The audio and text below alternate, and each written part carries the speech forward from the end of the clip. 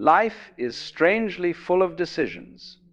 Endless, constant, relentless decisions. We spend an enormous amount of time making decisions, don't we? What to eat, what to wear, where to go, what to say. But how often do we actually make the decision that matters most, the decision to simply be ourselves? Not the person your parents wanted, not the person society expects, not even the person you think you should be. Just you. Plain and simple you. And here's the funny thing. The moment you actually make that decision, the moment you truly choose yourself, not out of arrogance or selfishness, but out of a deep recognition of who you actually are, everything begins to change. Not because you're doing something special, but because you stop doing something very unspecial. You stop pretending. So, let me ask you this.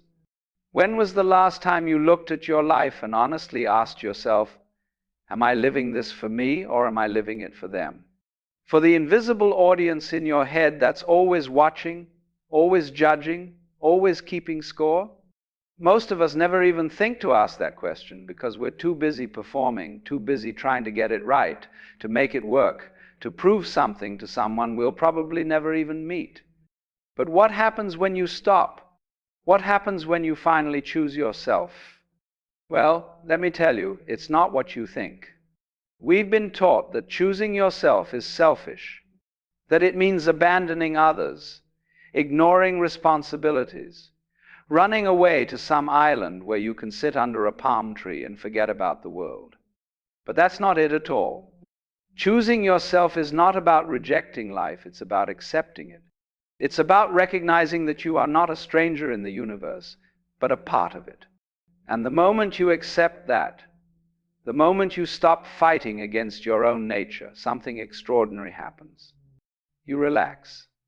Now, most people don't know how to relax. They think relaxation means lying on a couch doing nothing. But real relaxation, the kind that changes your life, is not about doing nothing.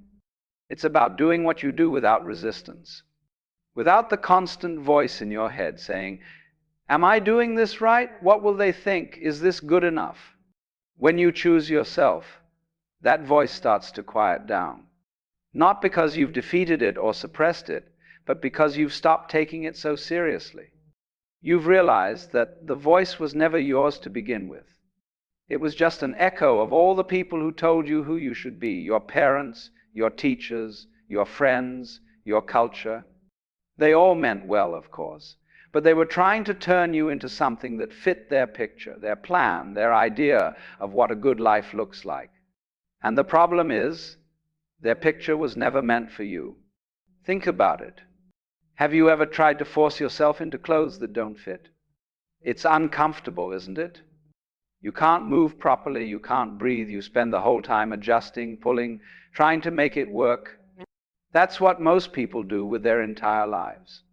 They're walking around in clothes that don't fit, pretending they're comfortable, wondering why they feel so exhausted all the time. Choosing yourself is like taking off those clothes and putting on something that actually fits. And the moment you do, you realize how much energy you've been wasting, all that effort you put into being someone else, into maintaining an image, into proving your worth. It just falls away. And what's left is this simple, easy presence, this sense of being at home in your own skin. But here's where it gets interesting. When you finally choose yourself, when you stop trying to be what others want and start being what you are, people notice. Some of them won't like it.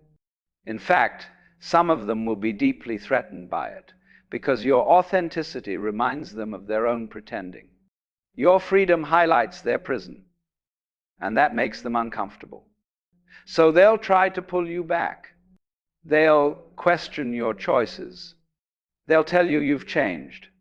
They'll say you're being selfish, irresponsible, foolish. And if you're not careful, you'll believe them. You'll think, maybe they're right. Maybe I should go back to the way things were. At least it was safe. At least people understood. But you can't go back. Once you've tasted real freedom, once you've felt what it's like to live from your own center instead of from someone else's expectations, you can't unknow that. It's like waking up from a dream. You might remember the dream, but you know it wasn't real. And this is what people don't understand about choosing yourself. It's not a one-time decision. It's a daily practice. Every morning you wake up and you have to make the choice again. Am I going to live for myself today, or am I going to live for them? Am I going to honor what I know to be true, or am I going to pretend? Most days it's easy. You wake up, you feel clear, you know what you need to do. But some days it's hard. Some days the old patterns come rushing back, the need for approval, the fear of rejection, the desperate desire to fit in. And on those days, you have to be gentle with yourself. You have to remember that choosing yourself is not about being perfect, it's about being honest. Now, let me tell you something that might surprise you. When you choose yourself, when you really commit to it, you don't become more isolated. You become more connected, because authentic connection can only happen between authentic people. When you're pretending, you can only connect with other people's pretending. It's like two masks talking to each other. When you're real, when you're you, something magical happens. I recognize myself in you, because in your being, I recognize my own being. This is what the mystics have always known. We are not separate. We only think we are. And the moment you choose yourself, you begin to see through that illusion. You begin to recognize that the self you're choosing is not this small, separate ego. It's something much larger. It's life itself, expressing through this particular form, this particular body, this particular moment. Imagine you're a wave in the ocean. For years you've believed you're just this one little wave, separate from all the others, trying to survive, trying to be bigger, trying to last longer. But then one day you realize you're not just a wave. You're the ocean. You've always been the ocean. When you see this, everything changes. You're no longer afraid of crashing on the shore because you know you're not going to disappear. You're just going to return to what you've always been. And suddenly, being a wave becomes fun. It's play the ocean, enjoying itself, expressing itself, celebrating itself. That's what happens when you choose yourself. You realize you're not this small, frightened thing that needs to protect itself from the world. You are the world. You are life itself. And when you see that, the whole game changes. You're no longer playing to win, you're playing to play. But most people never get there because they're too afraid to choose themselves. They're too afraid of what might happen if they stop pretending. What if I lose my job? What if my family rejects me? What if I fail? What if I'm alone? These are real fears. I'm not saying they're not. But here's the thing, the life you're living right now, the one where you're not choosing yourself, where you're constantly trying to please others, to meet expectations, to prove your worth, is that really living? Or is it just a slow death? Because when you don't choose yourself, you die a little bit every day. Every time you say yes when you mean no, every time you smile when you want to scream, every time you pretend to be happy when you're actually miserable, you're killing something inside yourself, something precious, something irreplaceable. Your authenticity. And without authenticity, life loses its flavor. Everything becomes gray, mechanical, automatic. You wake up, you go through the motions, you do what's expected, and then you go to sleep. And the next day, you do it all over again. Is that what you came here for? To be a machine? To be a good little robot that does what it's told? I don't think so.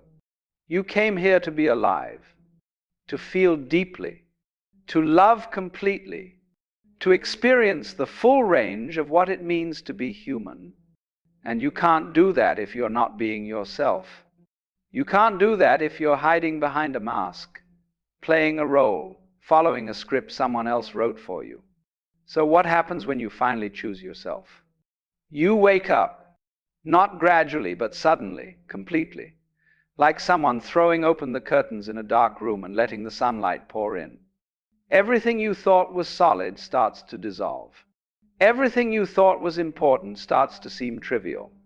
And everything you ignored, everything you pushed aside because it didn't fit the plan, that starts to become clear. You begin to see your life as it actually is, not as you've been telling yourself it is, not as others have told you it should be, but as it actually is. Right here, right now, in this moment. Maybe you realize you're in the wrong job. Maybe you see your relationship isn't working. Maybe you understand that the life you've built is not the life you want. And that's terrifying, because now you have to make choices, real choices, not the safe choices, not the comfortable choices, but the choices that honor who you actually are. This is where most people turn back. They say, no, this is too much. It's easier to go back to sleep. But you can't. Not really. Once you've seen the truth, you can't unsee it. Once you've felt what it's like to be yourself, you can't go back to being someone else. The door has been opened. And even if you try to close it, there will always be a crack, a sliver of light reminding you of what you've lost. So you have a choice. You can stay where you are in the comfortable discomfort of a life that's not yours. Or you can step through the door. You can choose yourself fully, completely, without apology. And when you do, something miraculous happens. The fear doesn't go away. The uncertainty doesn't disappear. The challenges don't magically resolve themselves. But you change. You become present. You become real. You become alive in a way you've never been before, because you're no longer divided. You're whole, integrated, complete. And from that wholeness, everything flows. Your work becomes effortless. Your relationships become genuine. Your life becomes meaningful. Choosing yourself is perhaps the hardest thing you will ever do, because it means letting go of everything you've been taught, everything you've believed, everything you've built your identity around. It means facing your shadows, the anger you've never expressed, the sadness you've never allowed yourself to feel, the desires you've never permitted yourself to acknowledge. All of it has to come out, to be seen, to be integrated. It's messy, it's uncomfortable, it's painful, but slowly, something begins to shift. The resistance starts to ease. The fear starts to loosen its grip. And you begin to discover something you never knew was there: peace. Not the peace that comes from control or certainty, but the peace that comes from acceptance, from trust, from knowing that whatever happens, you'll be okay, because you're no longer pretending to be something you're not. This peace doesn't depend on circumstances. It's there in success and failure, in love and loss, in every rise and fall. It comes from within, from that silent center that has always been there, waiting for you to notice it. When you choose yourself, you discover this center. And once you find it, you realize it's the only thing that truly matters. Everything else, the goals, the approval, the validation, they're nice to have, but they're not necessary, because you already have what you need. You already are what you've been looking for. And this changes everything. Your relationships deepen. Your work aligns. Your body relaxes. You stop fighting with life and start dancing with it. So now the question is, will you do it? Will you choose yourself not just once, but again and again, every single day? Because life is short, shorter than you think. And every moment you spend not being yourself is a moment lost forever. You can't get it back. So why waste it trying to be someone you're not? The choice is yours. It has always been yours, and it always will be. Choose yourself.